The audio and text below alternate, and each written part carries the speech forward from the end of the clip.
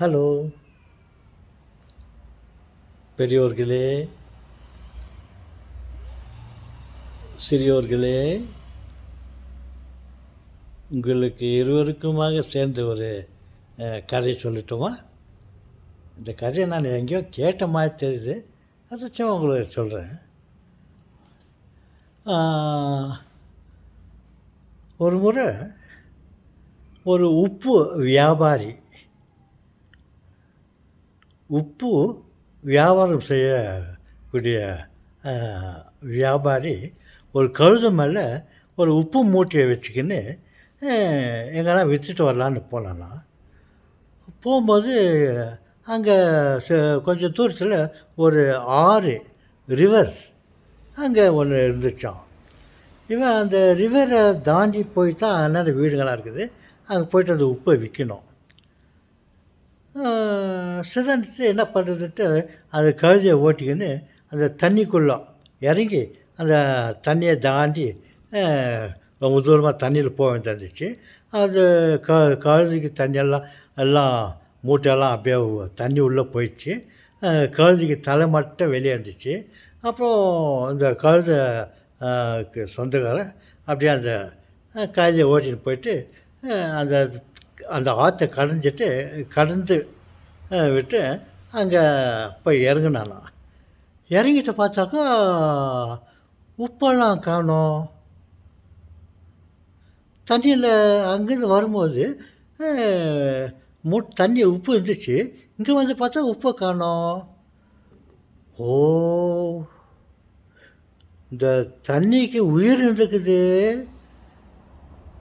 இந்த உப்பெல்லாம் அது சாப்பிட்டுட்டு இருக்குது.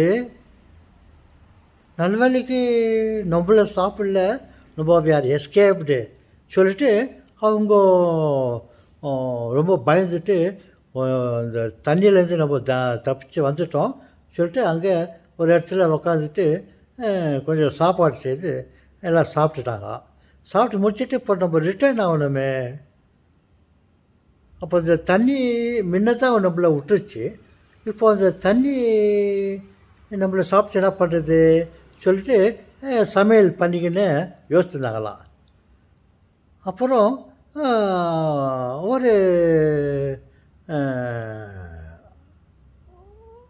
ஒரு ஆள் என்ன சொன்னான்னா, அந்த தண்ணி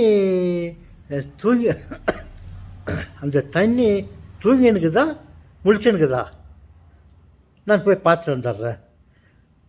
நம்ம வரும்போது அது முழிச்சுன்னு இருக்குது, அப்போ தான் அந்த உப்பெல்லாம் அது சாப்பிட்டுச்சு. இப்போது அது முழிச்சுனுக்குதா தூங்கினுக்குதா பார்க்கலாம். அது தூங்கின்னு இருந்துச்சுன்னாக்கா நம்ம போயிடலாம், தண்ணி உள்ள நனைஞ்சு போயிடலாம். அது முழிச்சுன்னு இருந்தாக்கா நம்ம வெயிட் பண்ணலாம் அப்படின்னு. அப்போ எப்படி அதை கண்டுபிடிக்கிறதுன்னு சொன்னோன்னா, ஒருத்தர் சொன்னோன்னா, இந்த சாப்பாடு செய்துருக்கிறோமே அடுப்பு, அதில் இருக்க ஒரு வெறுவு கட்டியை எடுத்து அந்த நெருப்பை எடுத்துகிட்டு போயிட்டு அந்த அந்த தண்ணியை குத்தி பார்க்குறேன். அது உயிர் இருந்துச்சுன்னா உசுன்னு கத்தும், அது தூங்கி இருந்துச்சுன்னாக்கா கத்தாது. எப்படி ஐடியா? அந்த நெருப்பு எடுத்துன்னு போயிட்டு அதை சுருக்கி வச்சிடலாம் தண்ணியிலன்ட்டு சொல்லிட்டு ஒரு ஐடியா பண்ணிட்டு போச்சான். நல்ல ஐடியா, போய் பார்த்துருவானோன்னு அவன் என்ன பண்ணான்னா, அந்த நெருப்பு கொழுக்கட்டைன்னு சொல்லுவாங்க, அந்த கொழுக்கட்டையை எடுத்துன்னு போயிட்டு அந்த ரிவர் உள்ளோம், அந்த ரிவரில் தண்ணியில் அப்படி சொல்லணும். அப்புறம் செய்ன்னு ஒரே சத்தம் வந்துச்சா. வந்தோன்னா அதை எடுத்து விடான்ட்டு எல்லாக்கிட்ட சொன்னான்னா, இந்த மாதிரி தண்ணி முழிச்சுன்னுக்குது, நான் அந்த நெருப்பில் அதுக்கு சுடுக்கி வச்சோடனே அது சொயின்னு ஒரே கற்றுச்சு அந்த ஆறு. நான் ஒரே விடான்ட்டேன் அப்படின்னா, நல்வாளிக்கு நீ எஸ்கேப் ஆகிட்டு விடாந்துட்டேன், இப்போ என்ன பண்ணுறது சொல்லிட்டு அவங்க யோசிச்சுருந்தாங்களாம்.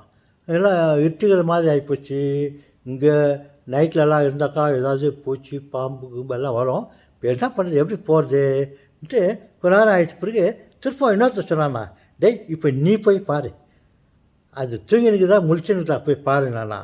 அப்புறம் எப்படி பண்ணாக்கா அதை அந்த கொல்கட்டை எடுத்துன்னு போய்ட்டு குச்சி பார்த்தானே, அந்த கொல்கட்டை எடுத்துன்னு போயிட்டு திருப்பம் அந்த தண்ணியை போயிட்டு ஜோராக குச்சி பாடுறான். அது முழிச்சுருந்துச்சுன்னா கத்தும், தூங்கி நின்றாக்கா சைலண்ட் ஆகிடும். அப்போ நம்ம போயிடலாம். நல்ல ஐடியா சொல்லிட்டு ஒருத்தர் ரொம்ப தைரியசாலி. அந்த போயிட்டு வந்து எடுத்துன்னு வந்தால அதே குச்சி எடுத்துன்னு போயிட்டு மெதுவாக போயிட்டு தண்ணியில் சொல்லனா பாரு, அது சைலண்ட்டாக இருந்துச்சான்.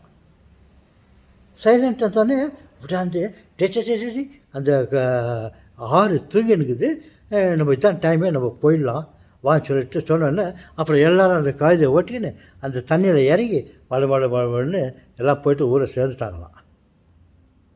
அப்பாடா நம்மளாம் எஸ்கேப் ஆகிட்டோம் அப்படின்னு.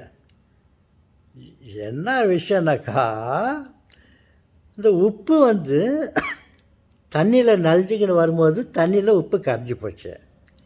இவங்கெல்லாம் நினச்சாங்க அந்த தண்ணி உயிராக இருக்குது, அந்த உப்பெல்லாம் அது சாப்பிட்டுச்சுன்ட்டு நினச்சிருந்துக்கிறாங்க.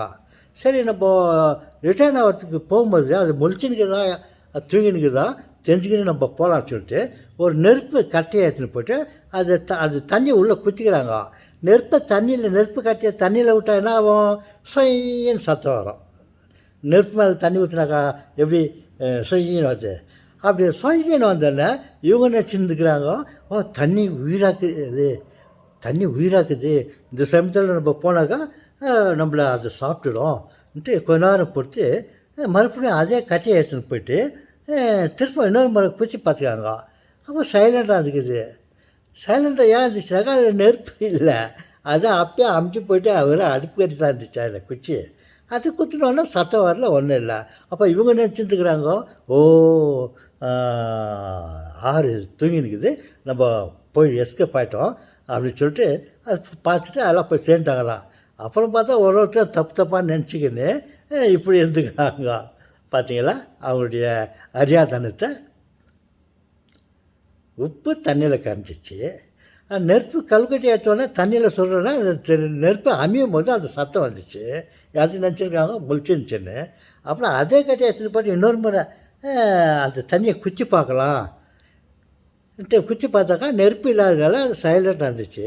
அப்புறம் நம்ம எஸ்கேப் ஆகிட்டு வந்துட்டோன்னு சொல்லிட்டு அவங்க எல்லாம் நினச்சிருந்துக்கிறாங்க. பாருங்கள் அவங்களுடைய அறியாதனத்தை பார்த்தீங்களா?